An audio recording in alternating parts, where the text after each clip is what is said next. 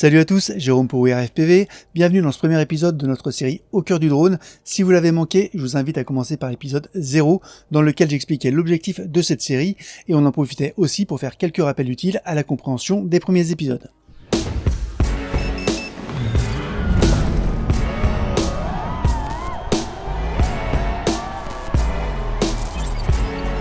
Aujourd'hui, nous allons essayer de mieux comprendre les filtres implémentés dans les firmware de nos drones. Ils sont indispensables au bon fonctionnement de la boucle PID qui justement sera le sujet du prochain épisode. Pour y voir plus clair, on va commencer par expliquer pourquoi on a besoin de filtres. Ensuite, on passera en revue leur origine, leurs caractéristiques et les principaux types de filtres qui existent. Après quoi, on pourra se concentrer sur le fonctionnement des filtres passe-bas avant de basculer sur Betaflight pour voir comment mettre en place une stratégie de filtrage adaptée. Les premières slides énonceront ce qui sera peut-être des évidences pour vous, mais une petite piqûre de rappel ne fait jamais de mal. Alors les filtres dont nous allons parler dans un instant s'appliquent à un signal. Un signal, ça permet de transporter une information comme par exemple la position de nos sticks sur un axe ou la vitesse angulaire mesurée par le gyroscope. Notre signal est donc constitué d'un ensemble de valeurs ou de mesures qui se suivent. On a l'habitude de le représenter sous la forme d'une courbe avec le temps sur l'axe des abscisses. Pour vous donner un exemple de signal en temps réel, je vais brancher une FC sur Betaflight et je vais m'y connecter. On va aller dans l'onglet capteur et en haut on retrouve le capteur, le gyroscope, avec ses trois axes X, Y et Z. Donc moi ce que je vais faire, c'est que je vais bouger la carte sur l'axe Y, donc le vert. On se rappelle que le gyroscope mesure une vitesse angulaire, donc si je ne bouge pas, le signal est plat, il ne se passe pas grand chose.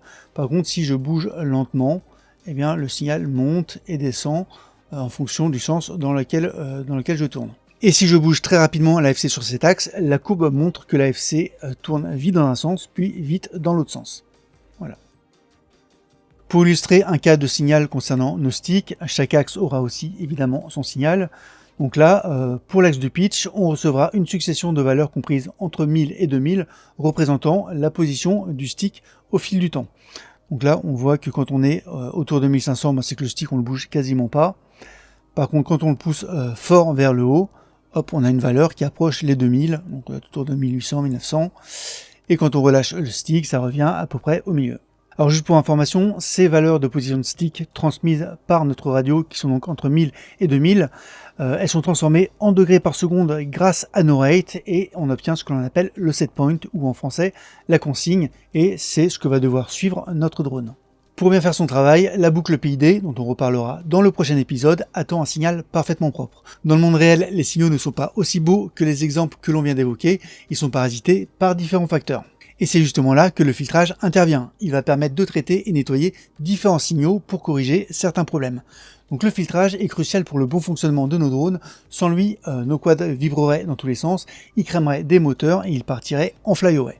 Pour illustrer ça de manière un petit peu plus concrète, on va évoquer les trois principaux problèmes que les filtres viennent solutionner dans notre hobby. Le premier problème, ce sont les petits parasites aléatoires, donc on va avoir besoin de lisser nos signaux, que ce soit les sticks ou les gyros. Par exemple, selon la qualité de nos gimbals, le signal peut afficher quelques imperfections ou le gyro peut être perturbé par des pics de tension si son alimentation est mal filtrée. Donc là sur notre courbe, on a le signal parasité en rouge.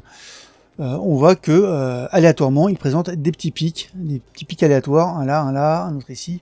Et nous ce qu'on veut c'est de se débarrasser de ces petits parasites et obtenir un signal lissé comme celui qu'on voit ici en bleu. Donc le lissage des signaux, c'est la première mission de nos filtres. Ensuite sur nos drones, on reçoit souvent des signaux en forme d'escalier. Donc là on va avoir besoin d'un mécanisme d'anti-crénelage ou en anglais anti-aliasing pour faire disparaître ces effets d'escalier. Le signal radio étant transmis par paquet à intervalles réguliers, beaucoup plus lent que la vitesse de notre boucle PID, l'AFC perçoit le signal sous la forme d'un escalier. À titre d'exemple, avec des vitesses maximales, si on imagine qu'on utilise le protocole radio ELRS avec un packet rate à 1000 Hz, donc c'est la vitesse maximale, et qu'on est sur une UFC avec une boucle PID qui tourne à 8 kHz, ce qui va se passer, c'est que la position des sticks n'est renouvelée qu'une seule fois tous les 8 tours de boucle PID. Et du coup, c'est la raison pour laquelle on voit apparaître cet effet d'escalier. Lors de la conversion du RC command en set point dont je vous ai parlé il y a quelques instants, il y a un filtrage qui est appliqué, c'est ce qu'on appelle le RC smoothing, et c'est pourquoi le signal de notre set point ici est bien plus lisse que celui du RC command. Le même phénomène se produit lorsqu'un signal est downsamplé, donc sous-échantillonné. C'est le cas par exemple quand la boucle PID tourne moins vite que la boucle gyro. Justement, dans notre exemple ici, on a un gyro à 8 kHz, mais une boucle PID qui tourne à 4 kHz. Donc en orange, on a le signal gyro à 8 kHz. Mais comme finalement la boucle PID lit seulement une mesure sur deux, eh bien elle perd en résolution et ça accroît l'effet d'escalier. On se retrouve donc avec un signal à 4 kHz ici en bleu et en pointillé, voilà, qui affiche justement ce fameux effet d'escalier. Et enfin, le troisième problème qui est le plus important, ce sont les fréquences parasites souvent liées aux vibrations. Donc comme vous le savez, le gyroscope de notre FC mesure des vitesses angulaires. Pour cette slide, on va se simplifier la vie en se disant qu'il mesure simplement du mouvement. Or, le mouvement perçu par le gyro est en fait la somme de tous les mouvements qui se produisent au sein de notre drone. Il y a donc les mouvements désirés, ceux que l'on a initiés via nos sticks, et qui sont plutôt associés à des basses fréquences. Donc on parle de mouvements qui sont finalement relativement lents, hein. On parle vraiment des mouvements de nos drones comme ça, par exemple là sur l'axe du roll. Et ces mouvements, ils correspondent plutôt à des fréquences entre 0 et 30 Hz. Ce sont les mouvements normaux du quad. Ensuite, on va avoir des mouvements à des fréquences un petit peu plus élevées, entre 30 et 100 Hz environ. Et généralement, ce sont des mouvements qui sont liés à du prop wash. Donc ça, vous savez, c'est quand votre drone retombe dans ces perturbations et qu'il a un petit peu de mal à se stabiliser. Ça fait voilà, des petites oscillations relativement rapides. On peut aussi avoir des fois d'autres petits problèmes de configuration, comme des mauvais PID, des problèmes de SC. Mais généralement, dans cette plage de fréquences, c'est vraiment plutôt du prop wash. Donc ça, c'est quelque chose qu'on va vouloir aussi essayer de corriger.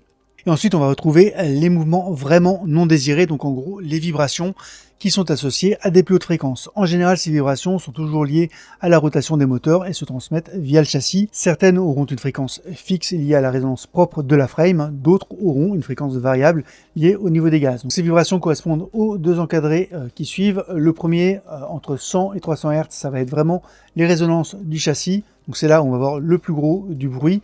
Alors attention aussi aux bras qui sont mal serrés, qui peuvent engendrer des vibrations autour de ces fréquences. Et enfin, c'est moins fréquent, mais ça arrive quand même, d'avoir des vibrations à des fréquences encore plus hautes, qui sont en général directement liées au moteur ou aux hélices. Notre gyro capte donc tous ces mouvements mélangés, mais notre boucle PID ne s'intéresse qu'au mouvement du quad et aussi au prop wash qu'elle va essayer de corriger. Elle ne doit donc pas tenir compte de l'ensemble des vibrations parasites. Si ces vibrations remontaient jusqu'à la boucle PID, cette dernière essaierait de corriger chaque micro-oscillation, ce qui ferait varier la vitesse des moteurs très rapidement, produirait encore plus de vibrations et de chauffe-moteur. Le but du filtrage est donc de nettoyer toutes ces fréquences parasites pour pouvoir travailler uniquement sur les mouvements réels du quad. Le but de cette slide, c'est de concrétiser un petit peu ce que l'on a dit sur la slide précédente, c'est-à-dire montrer à quoi ressemble le signal gyro qui arrive dans le contrôleur de vol. Alors en haut à gauche, on a le signal gyro parfait, par exemple là sur le roll. Donc c'est le signal idéal ne représentant que les mouvements désirés du quad, donc ceux qu'on a demandé via nos sticks, avec le prop wash parce qu'il faut aussi le corriger. En réalité, dans les airs, la frame étant soumise à différentes contraintes, en particulier la rotation des moteurs, elle va très légèrement se déformer, présenter des petites oscillations, des vibrations, bref, plein de micro-mouvements qui vont s'additionner au mouvement du quad. Donc là, à titre d'exemple, j'ai mis une vibration à X Hz, par exemple à 200 Hz, mais dans la réalité, on a plein de vibrations qui viennent se superposer les unes aux autres. Le gyro de l'AFC va donc recevoir un signal pollué ou bruité qui est la somme des mouvements auxquels le drone est soumis. Et on le voit très bien sur la courbe, ce que voit le gyro, c'est l'addition du signal propre plus des vibrations. Et c'est là qu'on a besoin de filtres capables de nettoyer le bruit correspondant à une fréquence donnée. Donc c'est ça qu'on attend de notre filtrage, c'est de prendre ce signal parasité et d'essayer, tant bien que mal, de revenir à ce joli signal bien propre ne représentant que les mouvements du quad. Petite parenthèse concernant la black box, mais ne vous inquiétez pas, si vous n'êtes pas habitué à la black box, un épisode lui sera dédié après celui sur les PID. Les petites oscillations que vous pouvez voir sur un signal gyro, donc ici en rouge, sont bien les vibrations qui apparaissent dans l'analyseur de fréquence. Ici, dans l'analyseur de fréquence, le signal a simplement été décomposé en signaux de différentes fréquences pour pouvoir mieux les analyser. On a vu à quoi ils servaient, maintenant on va commencer à s'intéresser à ce qu'ils sont et à leurs caractéristiques. Alors c'est la slide qui peut faire peur, mais je vous rassure tout de suite, on ne va pas se prendre la tête avec les maths, c'est juste pour expliquer d'où sortent les formules liées aux filtres. Historiquement, les filtres étaient des circuits électroniques constitués d'une résistance, d'un condensateur et éventuellement d'une bobine. Ils sont très utilisés pour traiter les signaux sonores et on les retrouve dans nos amplis et enceintes par exemple. Avec l'évolution des technologies, ces filtres analogiques ont été convertis en filtres numériques. On ne va pas s'attarder sur les méthodes de conversion, je suis bien trop mauvais en maths pour ça, mais on retiendra qu'ils sont beaucoup plus pratiques à utiliser que leurs ancêtres analogiques, car on va pouvoir les configurer très facilement en leur fournissant des paramètres, par exemple les fréquences qu'il va falloir filtrer. Ces filtres numériques sont utilisés dans plein de domaines. Pour le traitement d'images, de sons, on les retrouve dans nos gyros et évidemment dans nos contrôleurs de vol. Ici, on va lister quelques caractéristiques d'un filtre. Il y en a plein d'autres, ça ne s'applique pas forcément à tous les filtres, mais ça vous donnera quand même un petit aperçu. La première caractéristique, c'est l'ordre d'un filtre. Alors, pour simplifier, c'est une mesure de sa complexité. On va prendre un raccourci en disant que plus l'ordre est élevé et plus il va atténuer efficacement. Par exemple, les filtres PT1 de Betaflight, ce sont des filtres de premier ordre.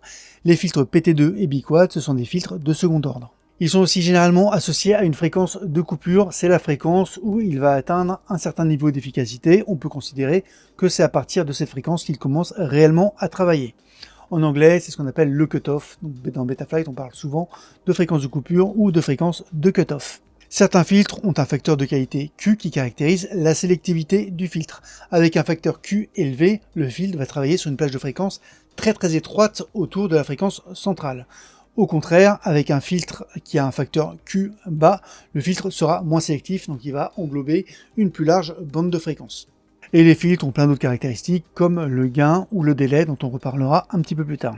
On va maintenant passer en revue les principaux types de filtres. Les premiers, les plus connus, ce sont les filtres passe-bas, ou aussi coupe-haut. En anglais, ça donne low pass filter, et comme leur nom l'indique, ils laissent passer les basses fréquences, ou ils coupent les hautes fréquences. Voilà, donc les noms sont un bon aide-mémoire de ce qu'ils font. Un autre type de filtre, ce sont les filtres passe-haut ou coupe-bas. Donc en anglais, ce sont les high pass filters. Ça, du coup, c'est exactement l'inverse. Eux, ils vont laisser passer les hautes fréquences et couper ou atténuer les basses fréquences. Ensuite, on a les filtres passe-bande, ou en anglais band pass filters. Ces filtres vont donc laisser passer uniquement un intervalle de fréquence donné. Un très bon exemple d'utilisation des filtres passe-bande, ce sont les radios FM. Donc, elles intègrent un filtre passe-bande qui permet de se positionner sur la fréquence, donc la station qu'on a envie d'écouter, et d'ignorer tout le reste. Et enfin, un dernier type de filtre, ce sont les filtres coupe-bande ou band stop filters, ou en anglais notch filters quand la bande est étroite. Eux, ils font exactement l'inverse des filtres passe-bande. Ils coupent la bande, c'est-à-dire qu'ils atténuent une plage de fréquence donnée et laissent passer le reste. Donc, on prend un intervalle de fréquence, ils vont couper tout ce qu'il y a au milieu et ils vont laisser passer ce qu'il y a avant et ce qu'il y a après. Il faut savoir que dans Betaflight, tous les filtres reposent sur les filtres passe-bas, ou low pass filters en anglais, et sur les filtres coupe-bande ou notch filters en anglais. On va maintenant s'intéresser au fonctionnement des filtres passe-bas parce qu'ils sont le fondement de tout le reste. Quand on ouvre une black box dans Black Box Explorer et qu'on affiche l'analyseur de fréquence comme vous pouvez le voir ici, il met en valeur la composition du signal. Et c'est la transformation de Fourier, c'est des maths, qui permettent de décomposer un signal complexe en une série de signaux plus simples pour analyser sa composition en fréquence. Alors c'est très pratique pour régler nos filtres, mais ça se fait après le vol, donc a posteriori. Nos filtres, eux, ont besoin d'agir en temps réel sur le signal. Et justement, Betaflight implémente des algorithmes prévus à cet effet. Donc dans ces algorithmes, Betaflight va tenir compte des fréquences de coupure qu'on a configurées. À chaque tour de boucle, il va mesurer le temps écoulé depuis la dernière itération et il fait ses calculs pour appliquer correctement le filtrage. Dans la suite de la présentation, on va utiliser un algorithme qui est beaucoup plus simple que ce qui est fait dans Betaflight pour se faciliter la vie, mais le principe est exactement le même. On va s'inspirer de l'excellent travail qu'a fait Ivan Efimov alias Laimon dans son excellent tuto sur les filtres. Au lieu d'ajuster les fréquences de coupure de nos filtres dans Betaflight, on va ajuster le niveau de confiance que l'on accorde aux valeurs mesurées par le capteur. Et ensuite, on observera les impacts des modifications de ce niveau de confiance sur le signal filtré. L'algorithme simplifié est tout bête. Alors pour l'expliquer, on va prendre l'exemple directement, ce sera plus simple. On va attribuer un indice de confiance en pourcent à notre signal produit par notre capteur et la nouvelle valeur filtrée sera égale à un pourcentage de la valeur précédente filtrée plus un pourcentage de la nouvelle mesure. En fait, le petit tableau en dessous sera beaucoup plus clair. La nouvelle valeur filtrée est constituée d'un pourcentage de la valeur précédemment filtrée plus un pourcentage de la nouvelle valeur brute qui vient d'être mesurée. Plus on accorde de confiance au capteur, et plus ici le pourcentage de la nouvelle mesure brute va être important. Donc si on a hyper confiance en ce qu'a mesuré le capteur, On va accorder 90% de confiance au signal, donc on aura une valeur qui est constituée de 90% de la nouvelle valeur mesurée, plus 10% de la valeur précédente. Plus on accorde de confiance au signal, et en fait, moins on a besoin de filtrage. Pour illustrer tout ça, on va passer sous Excel pour jouer avec notre indice de confiance et observer les impacts de sa modification. Donc là, on se retrouve avec une courbe orange qui correspond au signal brut mesuré par le capteur et une courbe bleue qui correspond au signal filtré avec l'indice de confiance qui est défini juste ici. Donc ce qu'on voit, c'est que le signal brut, il monte assez rapidement, il se stabilise un petit peu, mais on voit qu'il oscille quand même autour des 500. Ensuite, il a une petite anomalie qui descend très rapidement pendant juste un petit tic et qui remonte au niveau normal avant d'ensuite redescendre. Pour le moment, on a un indice de confiance de 50%. Donc notre signal bleu, vous voyez, il monte un peu plus lentement, il met un peu plus de temps à rattraper le signal brut. Et une fois qu'il est sur le signal brut, alors, on voit qu'il oscille quasiment plus. Donc déjà, il y a un petit effet de lissage. Et quand l'anomalie survient, ça descend un petit peu, mais l'anomalie est quand même pas mal amortie. Et ensuite, pareil, le signal brut s'effondre et le signal filtré suit avec un petit décalage le signal brut. Donc on constate déjà deux choses, c'est qu'à partir du moment où on rajoute du filtrage, eh bien on rajoute un petit peu de délai et on obtient un signal aussi un petit peu plus lisse qui fait disparaître les petits défauts et atténue les gros défauts. Alors pour mettre tout ça encore plus en valeur, on va passer d'un filtrage de 50 et on va le passer par exemple, on va accorder seulement 30% de confiance à notre capteur, donc on va augmenter le filtrage. Voilà. Donc vous avez vu en temps réel ce qui s'est passé. Eh bien, notre signal filtré met encore plus de temps à attraper le signal filtré. Alors par contre là, les petites oscillations disparaissent complètement et la grosse anomalie est quasiment absorbée par le signal filtré. Par contre, effectivement, on a encore plus de délai qu'on avait quand on avait 50%. Et inversement, si on accorde une très grande confiance aux mesures faites par le capteur, donc 80% par exemple, regardez bien le signal filtré, eh bien on voit qu'il y a beaucoup moins de délai, il colle beaucoup plus près au signal brut, mais par contre, on voit qu'on a encore ici, il suit un petit peu les petites oscillations, l'anomalie, elle est quasiment pas absorbée, mais par contre, voilà, le délai est quand même plutôt bien respecté, on a très peu de délai. Donc là, on commence à bien voir la relation entre l'intensité du filtrage et l'effet sur le lissage et sur le délai. Dans un second exemple, on va utiliser en entrée un signal brut en escalier et on voit que l'algorithme efface complètement les marches et ça c'est une des caractéristiques très importantes des filtres passe-bas dont Betaflight tire profit. Gardez ça dans un coin de la tête, on s'en resservira tout à l'heure.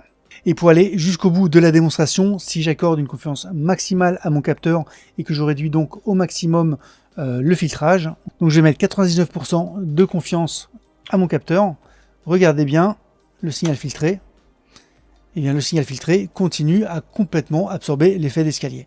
Donc on voit que même avec un filtrage minimum, un filtre passe-bas excelle pour faire de l'anti-crénelage ou de l'anti-aliasing. Maintenant on va s'intéresser à l'impact du filtre passe-bas sur les fréquences. Donc on repasse sous Excel et dans un premier temps, on va prendre un signal que l'on va assimiler au mouvement désiré, voulu du drone. Donc on a un signal qui est à basse fréquence et qui est assez long. Voilà. Et on constate que le filtre passe-bas, toujours à 50% d'indice de confiance, a relativement peu d'effet. Le signal non filtré a pratiquement le temps de rattraper le signal brut. Donc voilà, il est relativement peu déformé. Maintenant prenons le cas d'une vibration du châssis, donc à haute fréquence. Et cette fois-ci, qu'est-ce que l'on constate? Eh bien, cette fois, le signal filtré n'a pas le temps de rattraper le signal non filtré et il est fortement atténué. À chaque mesure, finalement, on perd la moitié de la valeur. Donc ce qui se passe là, c'est que notre signal concernant la vibration est fortement atténué. Et si on pousse le vis encore plus loin en filtrant davantage, donc en accordant encore moins de confiance à notre signal, en mettant 20% de confiance par exemple, voilà, là on voit que finalement la vibration à haute fréquence est quasiment atténuée. Alors c'est pas encore une ligne plate, mais elle est quand même vachement atténuée. Donc les deux exemples que l'on vient de voir illustrent parfaitement l'effet du filtre passe-bas. Il atténue les hautes fréquences tout en ayant très peu d'effet sur les basses fréquences. Donc on se débarrasse des vibrations pour conserver que les mouvements qui nous intéressent et les envoyer à la boucle PID. Comme on l'a vu précédemment, les filtres introduisent du délai. On va commencer par débunker une idée reçue qui est que le filtrage ajoute du délai à cause du temps CPU. Plus on va filtrer, plus le temps CPU nécessaire pour appliquer les filtres va augmenter, augmentant la latence globale. Alors si c'était vrai, on aurait moins de délai avec une EFC à base de microcontrôleurs F7, G4 ou H7 comparé à une EF4 à fréquence de boucle PID équivalente évidemment. Or ce n'est pas du tout le cas. L'exécution des filtres reste beaucoup plus rapide que la boucle PID. Si ce n'était pas le cas, notre boucle PID serait complètement instable. Le délai d'un filtre passe-bas est en fait simplement dû à sa nature et à son fonctionnement, comme on l'a vu dans la démo précédente. C'est une conséquence directe du compromis entre la réduction du bruit et la rapidité de sa réponse. Pour filtrer correctement, le filtre passe-bas ne peut pas réagir instantanément au changement rapide. La latence est en fait un délai de propagation pour que le signal filtré atteigne la valeur cible. On va prendre maintenant quelques instants pour lancer le logiciel PitToolbox Pro pour voir comment il peut nous aider à avoir un peu plus d'informations concernant les filtres. Donc une fois que vous avez ouvert votre fichier de Blackbox, vous pouvez ouvrir ici l'analyseur spectral et avant de lancer le run, vous allez choisir ici dans délai, filter délai. Là, peu importe ce qui est sélectionné, vous pouvez laisser comme ça. Il se lance et là PitToolbox va calculer en gros la durée de vos filtres. Donc il va vous donner la durée pour le filtre gyro, donc là j'ai 1 milliseconde, et la durée pour le filtre d'iterm, donc 1,75 millisecondes, ce qui fait que j'ai un temps total de filtrage ici d'environ 2,25 millisecondes. Si la somme de la durée des filtres est de 2,5 millisecondes et que la latence globale est de 10 millisecondes, ça vous pouvez la récupérer au niveau de l'outil Step Response de PitToolbox, ça veut dire que un quart de la latence provient du filtrage. Donc ça voilà, c'est une petite astuce intéressante. Si vous faites différents Blackbox avec des filtrages différents, vous pouvez comparer la durée que prend le filtrage à chaque fois. Et si je dis pas de bêtises, cette fonctionnalité elle est dispo dans la version basique de PitToolbox et pas seulement dans la version Pro. Et justement en parlant de version Pro, cette dernière offre un outil très intéressant qui s'appelle le Filter Simulator qui va permettre de simuler des filtres. Alors à gauche on a des filtres low pass, à droite on a des filtres notch. Pour l'instant ignorez complètement ce qui se passe à droite, on s'en fout, on se concentre uniquement sur la partie gauche. Et en plus cet écran permet de simuler du bruit à filtrer pour voir comment se comporte le filtre. Donc on utilise le signal générateur ici, voilà. Donc on va d'abord se concentrer sur les filtres passe-bas ici à gauche. On voit que par défaut il nous ajoute deux filtres PT1. Un premier avec une valeur de cutoff, une valeur de coupure à 250 Hz et un second avec une valeur de cutoff à 500 Hz. Le premier écran nous montre en gros comment se comporte le filtre sur la plage de fréquence. Donc quand la magnitude ici elle est à 1, ça veut dire qu'il ne fait rien. Et quand il est à 0,5, ça veut dire qu'il atténue de moitié. Donc déjà ce qu'on voit c'est qu'un filtre passe-bas, il n'agit pas seulement au niveau de la fréquence de cutoff et après, mais il agit sur l'ensemble de toutes les fréquences. Alors on considère qu'il commence à être vraiment actif en gros à son cutoff. Donc pour le premier filtre auquel on a mis un cutoff à 250 Hz, en réalité à 250 Hz c'est là qu'il atteint les 30% d'atténuation. Et pareil pour le second filtre à 500 Hz, et bien en fait c'est à 500 Hz qu'il commence à atténuer à plus de 80%. Et ensuite ça augmente. À 800 Hz, on voit qu'il atténue à plus de 50% le bruit. Ensuite, sans surprise, on va voir que nos filtres passe-bas rajoutent du délai, on l'a déjà évoqué, mais surtout que ce délai est proportionnel à la valeur de cutoff. Plus on va commencer à filtrer tôt, et plus ça va ajouter de délai. Donc notre premier filtre qui commence à filtrer tôt à 250 Hz, lui, il va ajouter 0,6 millisecondes de délai. Le deuxième filtre qui commence à filtrer à partir de 500 Hz, lui par contre, il ne va ajouter que 0,3 millisecondes de délai. Mais encore un truc qui est intéressant, c'est que le délai global de nos filtres, c'est en fait la somme de tous les délais de tous nos filtres. Donc si on a deux filtres passe-bas, eh bien le délai total, ça va être de 0,9 millisecondes, donc 0,3 plus 0,6.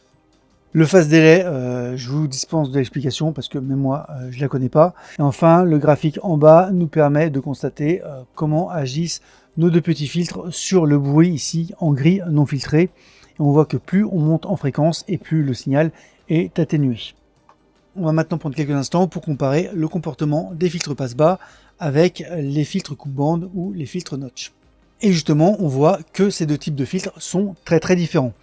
La première chose, c'est que les filtres notch ont une action très localisée, contrairement aux filtres passe-bas qui eux agissent sur l'ensemble de la plage de fréquence. Ensuite, ils sont aussi très puissants parce qu'on voit qu'en leur centre, ils écrasent 100% du signal, alors que les filtres passe-bas, eux, n'écrasent jamais complètement le signal. Et enfin, on s'aperçoit qu'ils sont extrêmement performants dans le sens où les filtres notch rajoutent très peu de délai. Là, on voit que pour un filtre notch posé à 500 Hz, on a un délai de 0,06 millisecondes. Et enfin, le graphique du bas nous montre comment se comporte le filtre, et là c'est plutôt flagrant, hein. On a le signal gyrofiltré en fond, en gris, et après filtrage, eh bien, on voit qu'on a conservé quasiment tout notre filtrage au début, quasiment tout le filtrage à la fin. Par contre, au niveau du notch, au niveau du filtre coupe-bande, eh ben, c'est complètement atténué. Donc on voit tout de suite à quoi les filtres notch vont nous servir. Contrairement aux filtres passe-bas qui vont permettre de nettoyer du bruit sur tout un ensemble de fréquences, notamment du bruit ambiant, eh bien, le filtre notch va permettre de cibler des pics de fréquences très précis. Et ça va être très intéressant pour traiter les fameux pics de bruit à des fréquences très précises de notre frame et des moteurs. Alors un petit warning quand même concernant l'utilisation de ce simulateur, ça reste intéressant pour se rendre compte du comportement des filtres, etc. Malgré tout, ça reste ultra théorique. Là, on se base sur les délais à partir de 0 Hz. En réalité, sur nos quads, le délai des filtres évolue en permanence en fonction des fréquences. Donc voilà, ça nous donne un ordre d'idée. Un autre point à savoir, hein, c'est que les valeurs de cutoff qu'on déclare dans Betaflight, eh bien en réalité, quand le quad y vole, eh bien, elles ne sont pas forcément respectées. Ça varie. Alors plus on descend en fréquence et plus elles sont respectées, mais plus on est dans des hautes fréquences et moins elles sont respectées. Typiquement, quand on demande une valeur de cutoff sur un filtre passe-bas autour de 500 Hz, dans la réalité, il va plutôt être autour de 350 Hz. Voilà, c'est comme ça. Apparemment, il y a eu des débats sur le fait de corriger ça ou pas dans Betaflight. Ils ont fait le choix, pour une raison qui n'est pas claire, même pour Brian de P-Toolbox, de ne pas le corriger. Donc voilà, gardez quand même ça en tête hein, quand vous ajustez vos filtres. Ce que vous déclarez dans Betaflight, c'est pas forcément exactement la réalité une fois que ça vole. Et ça peut expliquer des incohérences que vous pouvez avoir entre les délais indiqués dans P-Toolbox par rapport à ce à quoi vous vous attendiez en réglant différentes valeurs de coupure dans Betaflight. C'est vraiment du détail, hein, donc vous cassez pas la tête avec ça. Je ne vais pas trop rentrer dans le détail parce que ce sont des choses qu'on a déjà démontrées dans les slides précédentes. Mais si vous voulez expérimenter en temps réel avec les filtres, je vous invite à découvrir le petit outil en ligne développé par Ivan. Ce petit outil qui se charge dans le navigateur, je vous mettrai l'adresse dans la description de la vidéo et dans l'article, va vous permettre d'expérimenter en temps réel avec les filtres. Donc là, on a une ligne qui défile avec la valeur brute et la valeur ici filtrée en rouge. Et pour faire varier la valeur, c'est l'équivalent de mon gyro par exemple, en tout cas, ou de mon capteur, je fais varier cette valeur avec mon curseur. Donc en blanc, on a la valeur, la lecture brute, et en rouge, on a la version filtrée. Donc on voit déjà que le filtre rajoute une certaine latence, mais on voit que par contre il lisse plutôt bien les données. Donc on pourrait se dire que on aimerait quand même bien avoir un peu moins de délai dans notre filtre. Donc on va essayer de le monter, on va monter le cutoff. On va monter le cutoff, donc on va réduire le filtrage. Et qu'est-ce que ça donne maintenant à cette valeur? Alors déjà on voit que ça colle beaucoup mieux. On voit que notre signal filtré colle beaucoup mieux au signal brut et qui reste relativement fluide. Cet outil va vous permettre de faire d'autres choses, il va vous permettre d'ajouter du bruit aléatoire. Voilà, on va en rajouter tout de suite, regardez bien. On va en mettre un petit peu. Donc là vous voyez, il y a plein de petits parasites qui viennent s'ajouter, et on voit que la ligne, le signal rouge ici, le signal filtré, eh ben, il est impacté quand même. Donc là notre filtrage il est plus suffisant, ce qui laisse passer quand même quelques petites imperfections. Donc ce qu'on peut faire, c'est de redescendre notre valeur de cutoff pour filtrer un peu plus.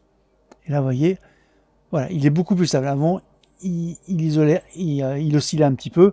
Là maintenant, il est un peu plus propre. On peut encore le baisser, revenir à 1 quasiment. Voilà, là on voit il est quasiment plat. Alors on a repris de la latence évidemment. Par contre, ça nous a permis d'absorber le bruit. On vient donc de rajouter du bruit aléatoire, mais on peut aussi rajouter des vibrations à une fréquence fixe. Donc, par exemple, je vais faire comme si c'était vraiment mon drone qui vibrait, donc je vais mettre une fréquence vraiment assez élevée, Et on règle l'amplitude. Donc là, j'ai pas mis l'amplitude, donc pour l'instant on voit rien. Mais je vais mettre un petit peu d'amplitude. Voilà. Et là, on voit en blanc. Donc en blanc, on a toujours le signal qui correspond à ce que je fais avec mes sticks ou avec mon curseur. Et par contre, on a aussi la vibration du châssis qui se mélange au signal gyro. On voit que le signal filtré, il présente quand même une petite oscillation. Donc idéalement, ce serait bien de filtrer un peu plus pour essayer d'encore atténuer la manière dont se propage cette vibration. Donc on va rajouter un peu de filtrage, on va baisser le cutoff, on va revenir à 0,04 par exemple. Et là on voit qu'on est quasiment à plat. Alors évidemment on a repris de la latence, mais par contre on voit que dans le signal filtré maintenant, eh bien on a quasiment plus les vibrations, elles ont quasiment disparu. Voilà, on peut faire un autre petit test. Alors, je vais remonter ici, je vais revenir à 1. Donc là, vous voyez, on voit l'effet d'ondulation qui est là. Maintenant, ce qu'on va faire, au lieu d'appliquer un PT1, on va appliquer un PT2, qui filtre du coup quasiment 2 fois plus fort, puisque c'est 2 PT1 l'un sur l'autre. Et là, on voit qu'on est quasiment à plat. Voilà. Donc on voit que le PT2 est beaucoup plus fort que le PT1. Mais il continue aussi à rajouter de la latence. Et on pourrait aussi tester avec un PT3. Alors le PT3, c'est encéphalogramme plat. On n'a plus un PET d'oscillation, il a tout filtré. Et ça rajoute encore un peu plus de latence. Enfin bref, voilà, je ne vais pas pousser plus, c'était juste pour vous faire une petite démonstration. Je vous laisse vous amuser avec. C'est vraiment chouette comme outil. On en a fini avec la théorie, revenons enfin à nos drones. Dans Betaflight, on a 2 catégories de filtres à notre disposition. Les filtres passe-bas, donc les low pass filters, et les filtres coupe-bande, en anglais, les notch filters. Alors parmi les filtres passe-bas, on va retrouver les PT1, donc PT, ça veut dire pulse transfer, pour info, PT2, PT3 et biquad, sachant que les PT2, ce sont 2 PT1, l'un sur l'autre. Il y a une petite différence quand même au niveau de la fréquence de cutoff, mais voilà, c'est du détail. Et PT3, c'est pareil, c'est 3 PT1 les uns à la suite des autres. Concernant le biquad, aujourd'hui, c'est un filtre qui n'est plus recommandé. Il a beaucoup de défauts, mais il atténue quand même un peu plus fort qu'un PT2. Donc, pour l'instant, ils l'ont laissé. Et dans certains cas de build très capricieux, peut-être que ça peut aider un petit peu. Mais ça reste quand même un filtre qui n'est plus recommandé. Concernant les filtres coupe-bande, on va retrouver 3 différents dans Betaflight. Le premier, c'est le filtre RPM qui pose un total de 36 notches avec 3 pour chaque axe de chaque moteur. Et il s'appuie sur la rotation des moteurs qui est remontée grâce au D-Shot bidirectionnel qui est supporté par certains ESC. C'est très consommateur en CPU, mais c'est redoutable pour supprimer les bruits directement liés au moteur. Ensuite, on va retrouver les bons vieux coupe-bande statiques. Alors, ils sont efficaces pour supprimer un pic de bruit fixe, donc à un endroit très précis. C'est peu utilisé, mais parfois ça peut encore dépanner dans certains cas particuliers. Enfin, le filtre notch dynamique, c'est la petite révolution qui a été apportée par Betaflight 4.3. Comme son nom l'indique, il va être capable de détecter lui-même les pics de bruit. Il a été entièrement réécrit, il est beaucoup plus performant et peut poser jusqu'à 5 notches par axe qui sont tous indépendants les uns des autres. Petite remarque, si vous avez des ESC qui ne supportent pas le D-Shot bidirectionnel nécessaire au filtre RPM, ou si vous avez un microcontrôleur qui est un peu trop lent et qui a du mal à faire tourner le filtre RPM, pas de souci, il peut être désactivé. Dans ce cas-là, vous allez utiliser à la place le filtre coupe-bande dynamique. Vous allez juste rajouter 2 ou 3 notches pour être sûr de faire le travail que faisait le filtre RPM. Voilà. Donc quand le RPM est dispo, utilisez-le. S'il ne l'est pas, c'est pas grave, vous formalisez pas. Donc, tous ces filtres, vous allez les retrouver à plusieurs endroits. Le premier endroit, c'est au niveau du RC Smoothing. Donc comme on l'a dit tout à l'heure, quand les valeurs de nos sticks sont converties en set point, il y a un RC Smoothing qui intervient pour filtrer les signaux. D'ailleurs, à ce niveau-là, c'est un filtre PT3 qui est appliqué. Et ensuite, on va retrouver tout le cœur du filtrage de notre drone dans l'onglet des filtres de Betaflight. Nous voilà donc sur l'onglet des filtres de Betaflight. Alors cette vidéo étant déjà longue et dense, on va rester sur une utilisation classique. Pas de commande de CLI pour optimiser le poids des harmoniques, on ne va pas toucher à l'expo des filtres, etc. De toute façon, l'impact serait négligeable, donc on va rester sur une utilisation simple et basique de cet onglet. C'est déjà largement suffisant pour obtenir un très bon filtrage. Donc dans cet onglet, on va retrouver 2 collections de filtres. Le premier slider et la colonne de gauche sont dédiés au filtre gyro, et le deuxième slider ici et la colonne de droite en gros, sont dédiés au filtre d'Iterm. Ces concepts de filtre gyro et de filtre d'Iterm seront plus clairs quand on aura expliqué le fonctionnement des PID, mais c'est quand même important de comprendre les points communs et les différences entre les filtres gyro et les filtres d'Iterm ou les filtres d'Iterm D en français. Parler de filtres d'Iterm, souvent ça embrouille les gens. Ça n'a jamais été intuitif, je trouve, dans Betaflight, ce point-là, mais dites-vous bien que les filtres d'Iterm sont en fait également des filtres gyro. Ils travaillent aussi sur le signal gyro, c'est juste qu'ils rajoutent encore des filtres par-dessus. Pour essayer de clarifier ces deux catégories de filtres, dites-vous que les filtres gyro s'appliquent avant les calculs des P, des I et des D, et le signal filtré qui sort de tous ces filtres gyro ici, ils ne sont utilisés que au niveau des P et que au niveau des I, pas au niveau des D. Les filtres de droite, qu'on appelle les filtres d'Iterm, ce qu'ils font en fait, c'est qu'ils récupèrent le signal qui a été filtré en sortie des filtres gyro et ils vont les filtrer encore une nouvelle fois avant d'envoyer les valeurs de sortie alimenter les dés de la boucle PID. Parce que comme vous le savez peut-être, les dés sont hypersensibles aux vibrations et si jamais des petites vibrations atteignent les dés, eh bien ils vont les amplifier et ça va être la cata, ça va être ingérable. Donc les dés en fait ont besoin d'un signal qui est encore plus filtré que les P et les I. Voilà, d'où cette double catégorie de filtres gyro et de filtres d'Iterm. En fait, les filtres gyro s'appliquent quoi qu'il arrive pour les P et les I et les D, mais par contre pour les D, on remet une couche de filtrage et c'est cela qu'on appelle les filtres du terme D. Voilà. Les deux curseurs simplifiés en haut vont vous permettre de modifier les valeurs de coupure des filtres passe-bas, des filtres gyro et des filtres d'Iterm. Donc là, vous allez voir, si je modifie la valeur du slider multiplicateur des filtres gyro, ça va impacter la valeur de coupure du filtre gyro passe-bas ici. Et si j'activais le premier, vous allez voir, ce sont uniquement ces valeurs qui bougent. Voilà. Et pareil pour le slider sur le d'Iterm, ça va impacter les valeurs de coupure des filtres sur le d'Iterm.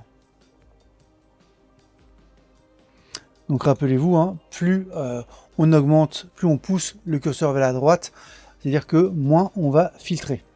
Et plus on pousse le curseur vers la gauche, donc plus on diminue la valeur de cutoff et plus on va rajouter du filtrage.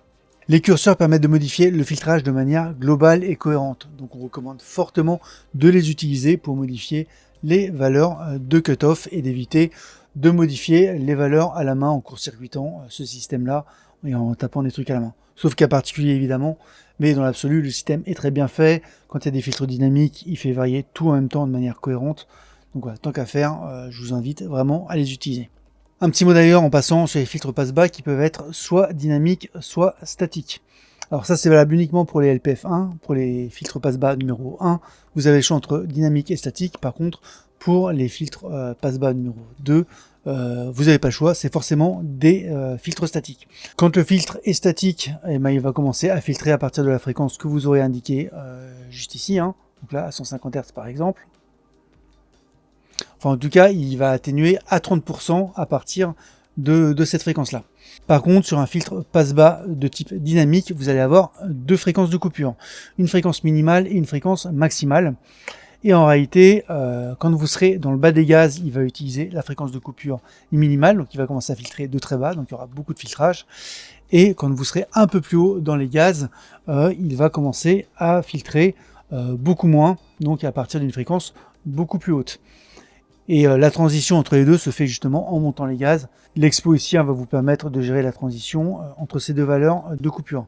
La raison d'être du filtre dynamique, c'est, vous avez dû vous rendre compte, souvent quand votre quad il est par terre et qu'il est sur des graviers ou qu'il est mal posé et que vous armez, il vibre. Lui il vibre parce que il est mal positionné sur le sol. Donc le sol lui renvoie ses vibrations. Le gyro capte des vibrations à basse fréquence pour le coup. Et voilà, il sautille des fois sur place. Et bon, c'est pas super cool. Donc le fait d'avoir d'enclencher le filtre dynamique, c'est-à-dire que quand vous serez dans le bas des gaz, donc justement que le quad sera posé au moment du décollage, il va filtrer beaucoup plus fort et il va atténuer justement toutes ces petites vibrations qui sont susceptibles de le faire sautiller et de faire un truc dégueulasse. Même si ça change rien au final au comportement en vol. Donc quand vous êtes sur un filtre passe-bas dynamique, dites-vous que quand vous êtes dans les airs, en réalité, la fréquence de coupure qui est active, c'est la fréquence max. La fréquence de coupure minimale, finalement, elle est active seulement au décollage. et éventuellement à l'atterrissage si vous ne désarmez pas le drone au-dessus du sol. Concernant maintenant les filtres notch ou les filtres coupe-bande, vous avez 2 filtres statiques côté gyro, vous en avez un côté diterme, vous en avez plein ici sur le filtre gyro RPM et vous en avez aussi quelques-uns au niveau du filtre coupe-bande dynamique. L'algorithme derrière tous ces notches est exactement le même. La seule différence finalement, c'est la manière dont est sélectionné le centre de chacun de ces notches. Donc pour les filtres statiques, on sélectionne nous-mêmes la fréquence centrale. Donc par exemple, mettons qu'on a un pic à 250 Hz et qu'il est très serré et qu'on veut le filtrer, 20 Hz devant et 20 Hz derrière. Eh bien on va dire que la fréquence centrale, elle va être à 250 Hz et que la fréquence de coupure, donc le début du filtrage, va être 20 Hz en dessous, donc 230. Donc avec ça, il a tout ce qu'il faut, il sait que par symétrie, il y aura 20 Hz aussi de l'autre côté. Donc là, le filtre notch qu'on vient de poser, il va s'étendre de 230 à 270 Hz avec une fréquence centrale à 250 Hz. Et il va complètement écraser, atténuer le bruit qu'on a à 250 Hz. Concernant le filtre gyro RPM, là vous n'allez pas faire grand chose. Au mieux, vous pouvez lui dire à partir de quelle fréquence il va commencer à poser des filtres, à poser des notches. Mais en réalité, c'est lui qui va identifier tout seul toutes les fréquences auxquelles il va poser des notches en se basant sur les retours qu'il va avoir des ESC concernant la vitesse de chaque moteur.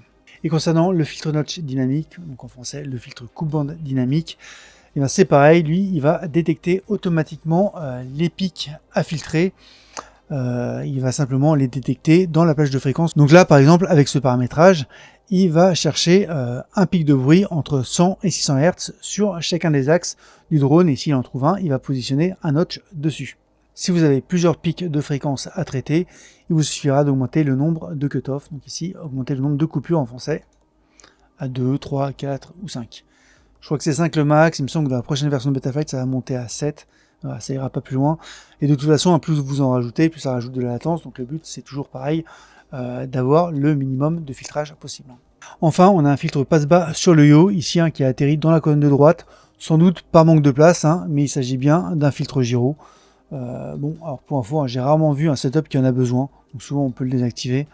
On va maintenant s'intéresser à la stratégie de filtrage dans Betaflight. On l'a vu tout à l'heure, plus on rajoute du filtrage et plus on rajoute du délai à nos filtres. Alors la conséquence de ça, la première c'est qu'on va rajouter du prop wash.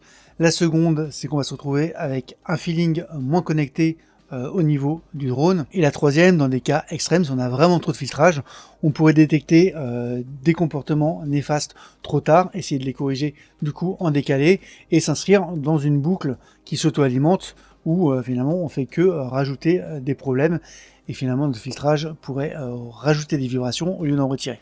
Donc il faut vraiment garder en tête que optimiser son filtrage, en fait, c'est réduire le filtrage au minimum nécessaire pour conserver évidemment des signaux propres qui puissent être traités correctement par la boucle PID. Petite parenthèse pour ceux qui maltraitent leur quad, qui volent en bandeau, avec des hélices complètement tordues, auxquelles il manque des pales, avec des moteurs à rincer, évidemment vous pouvez prévoir au niveau de votre filtrage un petit peu de marge pour absorber toutes ces vibrations. Et c'est ça aussi, le filtrage, c'est prendre en compte son besoin pour ajuster les filtres en conséquence. Donc ça peut avoir du sens de rajouter du filtrage pour encaisser du matériel un peu abîmé, mais par contre il faut savoir que ça va se faire au prix d'un petit peu de latence. Revenons à la stratégie de filtrage. Première étape, c'est nettoyer les sticks, donc le signal qui arrive de la radio, on l'a vu, ce petit effet d'escalier. Là le plus simple, ça va être d'appliquer le preset qui correspond à votre lien radio. Donc là il va appliquer un lissage des sticks, c'est le fameux RC Smoothing dont on a parlé un peu plus tôt. Ensuite on va s'attaquer au nettoyage des principales vibrations, donc là ça va correspondre aux fréquences de vibration de la frame s'il y en a, et aux vibrations des moteurs. Donc ça, ce sont des vibrations qui sont en général à des fréquences assez précises. Et donc pour ça, vu que ce sont des pics étroits, on va utiliser des notches. Alors le premier qu'on utilise, s'il est disponible, c'est le filtre RPM, comme on en a parlé tout à l'heure. Il va permettre de supprimer toutes les bandes de bruit dynamiques propres au moteur. Donc comme il sait à quelle vitesse tournent les moteurs, il va savoir positionner tous ces notches intelligemment pour faire disparaître le bruit des moteurs. Vraiment, le filtre RPM est très efficace pour ça. Et ensuite, on a le filtre notch dynamique, donc le filtre coupe-bande dynamique, qui va permettre de supprimer les résonances de la frame qui sont souvent à des fréquences fixes. Si vous avez qu'un seul pic de résonance de la frame, eh bien un seul notch dynamique sera suffisant. Ensuite, il va falloir nettoyer le reste. Donc on aura peut-être besoin de lissage. On aura besoin de nettoyer le signal gyro en entrée du D-term pour qu'il puisse travailler correctement sans amplifier les vibrations. Et ensuite, on aura souvent un peu de ménage de bruit diffus à faire. Et pour tout ça, on l'a vu un peu avant, l'idéal, ce sont les LPF, les filtres passe-bas. Alors d'abord, concernant les filtres passe-bas du côté gyro. Le premier filtre passe-bas, il est automatiquement désactivé. C'est un truc qui servait à l'époque de Betaflight, dans des temps très anciens, quand les machines étaient toutes pourries, ils vibraient de partout. Aujourd'hui, on n'en a plus besoin. Par contre, le filtre passe-bas numéro 2, lui, on peut le garder, mais en général avec une fréquence de coupure assez haute, pour que déjà, en termes de délai, il ait très peu d'impact, et ça permet de faire un peu de ménage. En réalité, si vous avez un drone dont la boucle gyro tourne à la même vitesse que la boucle PID, vous pourriez complètement vous passer de ce filtre gyro.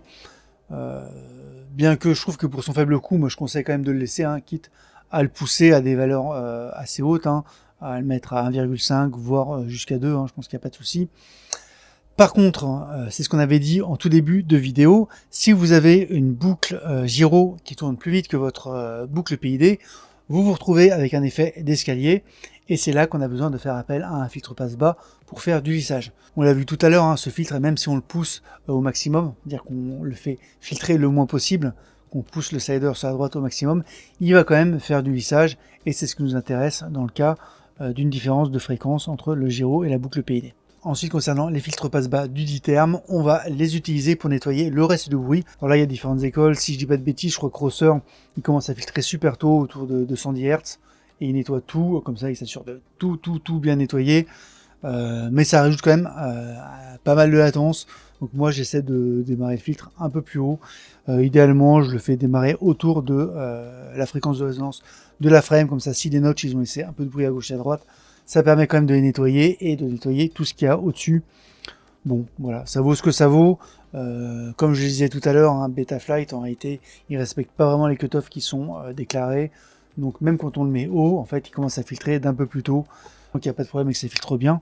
On peut continuer à le monter pour réduire le filtrage et optimiser le délai. Mais toujours prudence quand on touche à ça. Et enfin, de manière optionnelle, pour des cas très particuliers, on peut faire appel au bon vieux filtre coupe-bande statique.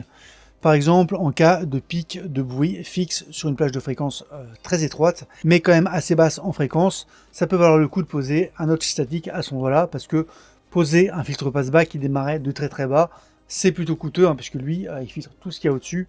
Voilà. Donc dans certains cas, ça peut être intéressant. Par exemple, si vous avez un pic de bruit bien placé à 120 Hz qui ne bouge pas, là, ça peut valoir le coup de poser un tout petit notch par-dessus, histoire de le dézinguer, plutôt qu'utiliser un filtre LPF qui va partir de 100 Hz et qui va vraiment coûter très cher en délai.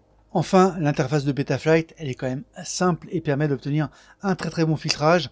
Donc moi, je vous conseille plutôt de suivre ce que vous recommande à l'interface.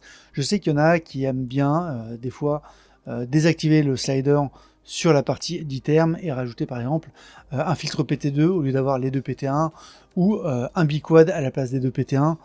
En plus, le biquad a des effets de bord qui sont pas forcément hyper intéressants. Encore une fois, à moins d'avoir un quad super noisy, des fois ça peut être intéressant de mettre un biquad parce qu'il va atténuer un petit peu plus. Mais quand même, très souvent, les filtres qui sont proposés par défaut dans Betaflight, ils sont adaptés à la plupart des machines. Voilà, c'est pas un hasard s'il y a deux PT1, c'est que ça fonctionne très bien comme ça. Donc voilà, moi je recommande plutôt de pas trop bidouiller ça, mais si l'envie vous en prend, évidemment, faites-vous plaisir. Après toute cette théorie, je vous propose de finir avec la revue de deux cas pratiques. Cet été, avec Chris, alias FlatFPV des Bundle Lovers, on a profité d'une petite session tranquille pour essayer d'optimiser sa machine. Pour ceux qui ne le connaissent pas déjà, alors déjà, je vous invite à aller voir sa chaîne, parce que ça vaut vraiment le détour, mais sachez en gros que sa spécialité, c'est d'envoyer des grosses lignes bien engagées en bandeau. Donc là, on va avoir affaire à une machine qui est plutôt orientée bandeau. Pour info, on ne s'est pas acharné, on a fait 3 black box et 4-5 vols de moins d'une minute chacun pour pouvoir faire nos quelques ajustements. Le but était d'avoir un quad qui vole réellement mieux sans pour autant nuire à sa durabilité en bandeau. Alors je ne l'ai pas volé personnellement, mais de l'avis de Chris, il n'y avait pas photo entre l'avant et l'après, le quad gérait mieux, le propos H était plus précis, plus sharp, avec un peu moins de rebond, bref, le feeling était globalement meilleur. Et après quelques semaines de tests en bandeau, en plus en plein été, il n'a pas eu de soucis particuliers de cramage de moteur ou de SC suite à ces modifs du tuning. On a aussi modifié les PID, mais ce qui va nous intéresser aujourd'hui, c'est plutôt la démarche qu'on a suivie pour ajuster son filtrage, et c'est ce cheminement que l'on va refaire ensemble. Le but n'est donc pas de faire quelque chose de parfait, mais d'arriver à un réglage qui répond aux besoins, et surtout de montrer les questions qu'on peut se poser durant ces ajustements. On va commencer par jeter un coup d'œil d'une black box faite avec son quad, avec son ancien tune, déjà pour se faire une idée du comportement de la machine dans son ensemble. Donc là, j'ouvre la black box. La première chose qui va nous intéresser, c'est de regarder la répartition du bruit sur les trois axes du quad. Donc on va ouvrir d'abord le signal gyro non filtré ici sur le roll. On va agrandir. Et on voit qu'on a deux pics de bruit, un autour des 200 Hz, ce qui est relativement fréquent sur la plupart des châssis, et un autre qui est un peu moins fréquent, mais qui arrive à une fréquence assez élevée. Donc ça m'inquiète pas, vu que c'est d'autres fréquences, ce sera plutôt facile à filtrer. Et on voit que le début est très propre. Évidemment, le pic de bruit qu'on a au tout début, ici jusqu'à autour de 20-30 Hz, c'est ce dont on a déjà parlé, c'est les mouvements réels et désirés du quad, donc là c'est tout à fait normal. Et ensuite, on a effectivement un quad qui est très très propre jusqu'à la première vibration du châssis. Donc c'est plutôt sain de ce qu'on voit là. On va jeter un coup d'œil rapidement aux autres axes. Donc sur le pitch, c'est exactement pareil, sachant que le deuxième pic est plutôt atténué. Le premier arrive un tout petit peu plus haut que à 213 Hz, alors que sur le roll il est un peu plus tôt, il a dit 210, mais on le voit même ici autour de 192. Bref, c'est dans la même zone. Et concernant le yaw, c'est pareil, on a un petit pic autour de 200, un autre qui arrive à 271, bon, et après, quasiment rien ici. Donc il n'y a rien d'affolant ici au niveau du bruit. On va regarder aussi la répartition du bruit en fonction du niveau de gaz. Donc ça c'est intéressant pour voir aussi comment c'est réparti le bruit en fonction de la position du throttle. Donc là on retrouve les deux pics de bruit dont on a parlé juste avant. Et on voit ici un petit peu le bruit qui se déplace en fonction, le bruit vraiment des moteurs qui se déplace en fonction de la montée des gaz. Alors pour y voir un peu plus clair, on va renforcer ici l'intensité du schéma. Donc voilà, là on voit vraiment donc la bande, la première harmonique là, des moteurs. Et on devine ici très légèrement une autre bande de bruit qui est une seconde harmonique. A priori c'est plutôt la troisième harmonique, parce que vu qu'ils volent avec des tripales, en général la deuxième harmonique elle est quasiment invisible. C'est bien le cas ici. Et donc voilà, ça reste quand même un quad qui est hyper clean, surtout pour un quad qui fait du bandeau et qui ramasse cher, je le trouve plutôt propre. Pour info, il vole sur une frame de chez Pirate, une shorty si je dis pas de bêtises. Ensuite, on va s'intéresser à l'efficacité du filtrage actuel. Donc là, on regardait le signal gyro non filtré. On va regarder ce que ça donne après filtrage sur le roll. On voit que le filtrage actuel est hyper efficace. Ça dégage tout le bruit qu'on a. Donc voilà, il n'y a rien à dire, c'est très propre. Sur le pitch, je pense que ça va être pareil si on regarde le signal filtré. Voilà, donc on voit que les filtres ici font bien leur travail. Et sur le yaw, après filtrage, pareil, c'est très clean. On peut jeter quand même un petit coup d'œil au bruit par rapport au niveau de gaz. Voilà. Donc là, ce qu'on voit, c'est que le filtrage actuel est très efficace pour supprimer tout le bruit. Donc toute la question maintenant va être de savoir si on peut réduire ce filtrage tout en gardant ce niveau d'efficacité. J'aime bien aussi jeter un petit coup d'œil au filtrage des sticks, donc pour voir ce qui se passe à ce niveau-là. Donc là, on va passer sur un autre espace de travail que je me suis fait rapidement. Dans cet espace de travail, je me suis contenté d'ajouter uniquement deux courbes. La première, c'est le RC commande, donc c'est la position réelle des sticks telle qu'elle est envoyée par la radiocommande. Et ensuite, c'est le set point, donc c'est la position demandée qu'on a eue après application des rates et après application d'un RC smoothing, donc d'un filtrage. Donc le but, c'est de voir si notre set point est propre par rapport au RC commande qu'on reçoit. Donc on va se balader déjà rapidement sur notre vol en cherchant des petites choses intéressantes. En rouge, on a le RC commande et on constate qu'on a bien un effet d'escalier, hein, vu que la boucle PID tourne plus vite que la fréquence à laquelle se rafraîchit la position de nos sticks. Donc on a cet effet d'escalier, et en vert, on a le set point. Alors, on va se balader un petit peu. Je crois que j'avais vu quelque chose d'intéressant par ici. Regardez bien l'effet d'escalier ici. Tac, tac, tac, tac. Et si j'avance un petit peu, qu'est-ce qui se passe? L'effet d'escalier est beaucoup plus atténué. Ces différences s'expliquent très simplement. Si on regarde le temps qui s'écoule entre la réception de deux paquets, donc on va se positionner pile poil au début d'un paquet, on va poser une marque, on va se décaler jusqu'à la réception du paquet suivant, donc du signal radio. Voilà. Et là, on est à 20 millisecondes entre les deux. 20 millisecondes, ça correspond à du 50 Hz. Donc là, c'est-à-dire qu'on a un signal radio qui a un packet rate de 50 Hz. Si on va voir ce qui se passe juste après, et bien là, on va se positionner juste pile poil dessus. On met une marque, on se décale jusqu'au prochain paquet. Et là, on arrive à peu près 7 millisecondes et on est autour de 140 Hz. Donc en réalité, c'est plutôt 150 Hz. Donc là, on devine qu'en fait, on est a priori sur un protocole Crossfire, sachant qu'on est en packet rate dynamique. Donc ça veut dire que selon la qualité du signal, le transmetteur va basculer en 50 Hz ou en 150 Hz. Alors ça, si je le relève, c'est parce que c'est un petit peu gênant. En tout cas, si on va avoir un quad qui vole vraiment bien, l'idéal c'est d'avoir quelque chose de stable. Comme on l'avait expliqué, une des premières choses qu'on fait au niveau de notre quad, c'est d'ajuster le filtrage des sticks, du RC smoothing, en fonction de notre lien radio. Si notre lien radio a une fréquence variable, on va pas pouvoir lui appliquer un preset parfaitement adapté. Donc la première chose qu'on fera par la suite, c'est de fixer son packet rate à 150 Hz pour avoir quelque chose d'un peu plus réactif et de surtout régulier. Évidemment, avant de faire cet ajustement, hein, on a testé que le 150 Hz lui convenait. Il a fait pas mal de tours de spot, il allait dans les endroits difficiles, là où il perdait la vidéo, et il n'avait pas de souci avec son signal radio, donc c'est pour ça qu'on s'est permis de figer son packet rate à 150 Hz. Dans le cas contraire, on aurait pu le figer à 50 Hz. On aurait perdu un petit peu au niveau de la latence du lien radio, mais bon, des fois, il faut faire des choix. En tout cas, nous, on a fait le choix de passer en 150 Hz. Tant qu'on y est, on va vérifier deux petites choses. C'est la fréquence de sa boucle PID et la fréquence du gyroscope qui équipe sa FC.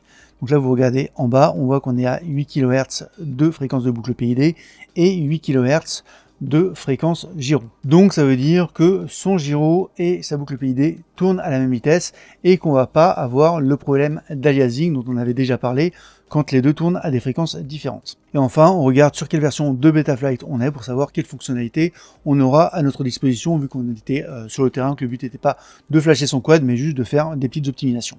Donc là ici on voit en bas à gauche qu'on est en version 4.4.3, donc on n'est pas sur la version 4.5 qui permet notamment de rajouter des poids au niveau des filtres RPM. Donc ça c'est quelque chose qu'on va pas essayer de faire sur cette optimisation.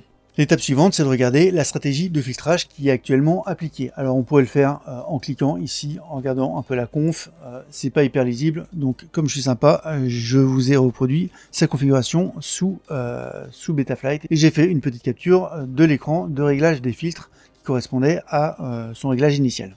On va commencer par faire un petit tour. Donc on voit qu'au niveau du multiplicateur filtre gyro, il avait un petit peu réduit le filtrage, il avait monté à 1,2. Donc on a ici un petit filtre gyro passe bas qui est à 600 Hz. Donc ça, ce qu'on avait expliqué un peu plus tôt dans la vidéo, c'est qu'à partir du moment où la boucle gyro et la boucle PID tournent à la même vitesse, on n'a pas forcément besoin ici de ce filtre qui permet de faire de l'anti-aliasing. Bon, malgré tout, il est sur une machine de bandeau, donc je comprends qu'il ait préféré l'activer en sécurité, histoire de faire un peu de ménage sur les hautes fréquences. Ensuite, au niveau du filtre gyro RPM, il n'a rien changé, on est sur les réglages par défaut, il a gardé les 3 harmoniques. Encore une fois, c'est quelque chose que je comprends, vu qu'on est sur une machine qui est optimisée pour du bandeau, il n'est pas passé sur 2 harmoniques, parce que passer sur 2 harmoniques, ça voudrait dire quand même qu'on retire 12 filtres notch qui nettoient le bruit des moteurs. Donc dans cette optique de quad bandeau, je trouve que c'est pas déconnant de garder tout ça. Au niveau du filtre notch dynamique, donc là on voit qu'il n'est plus sur les valeurs par défaut, et je trouve ça assez intéressant. Au niveau du nombre de coupures, il en a mis 2.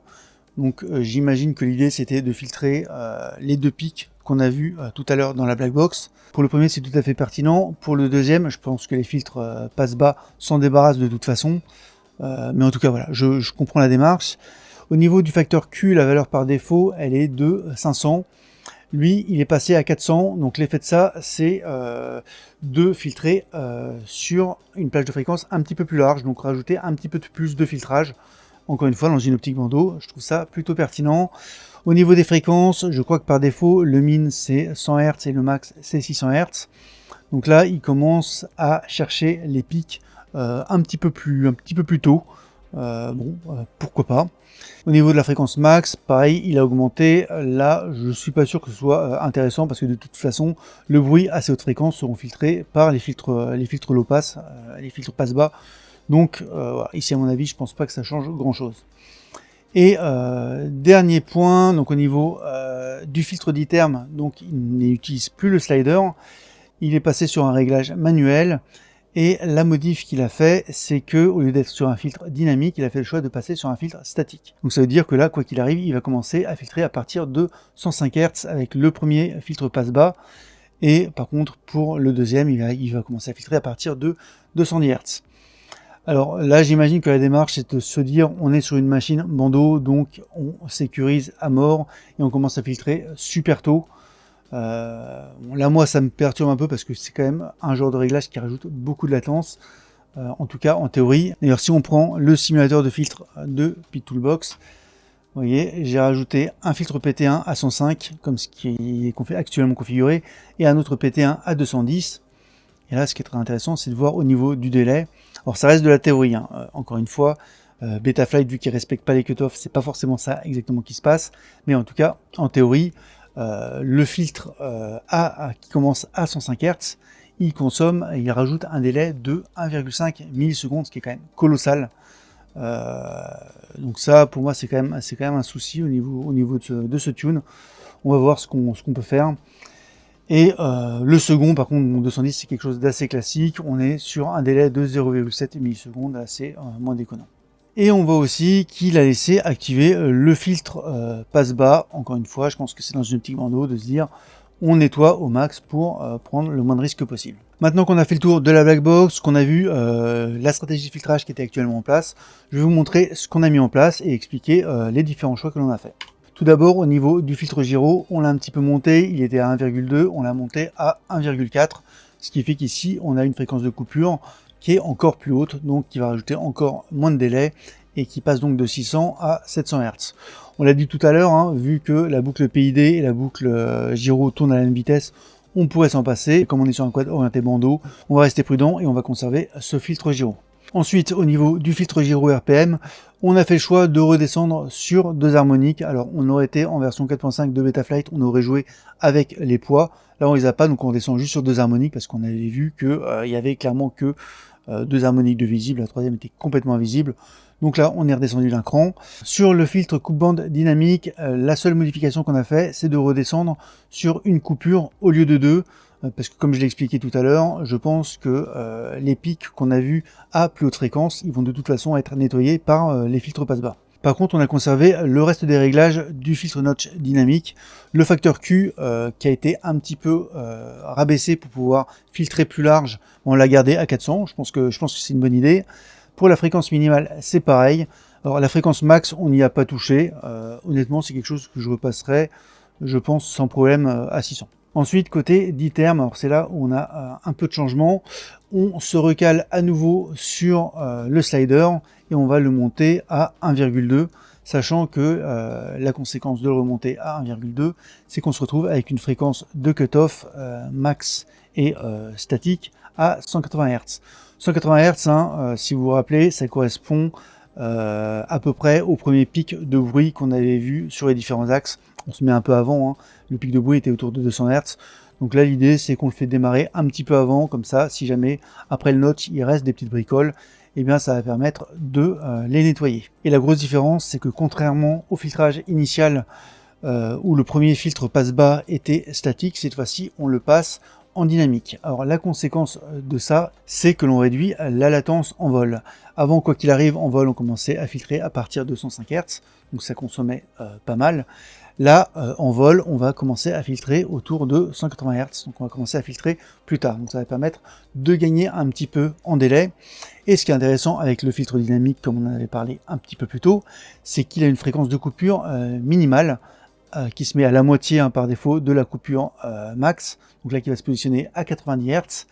Et en réalité, cette fréquence de coupure est utilisée donc quand le quad est dans le bas des gaz, donc notamment quand on va décoller, ou typiquement quand le quad va cracher et va revenir avec des hélices complètement tordues, peut-être des pales arrachées, un moteur esquinté, et qu'on va revenir tranquillement pour ramener le quad parce qu'on a la flemme de se lever. Typiquement, quand on sera dans le bas des gaz, la fréquence de coupure qui sera utilisée, elle sera très basse, 90 Hz, donc ça va permettre de filtrer à mort. Mais sauf que dans ce cas-là, le but c'est juste de ramener le quad, donc on s'en fout qu'il y ait beaucoup de filtrage. Par contre, quand on est en plein vol et qu'on tire bien sur les gaz, là par contre, la fréquence de coupure revient à quelque chose de plutôt limité. Ouais, du coup, on est recalé avec le slider, donc les modifications deviennent à nouveau très faciles. Et enfin, dernière petite modif, le filtre passe-bas sur le yaw, on l'a désactivé parce que comme on l'a vu dans la black box, il y avait très peu de bruit sur le yaw. Donc de toute façon, il n'y a pas de raison de le garder. Ça, en le désactivant, le bruit sera supprimé de toute façon. Donc voilà pour les petites modifs qu'on a faites.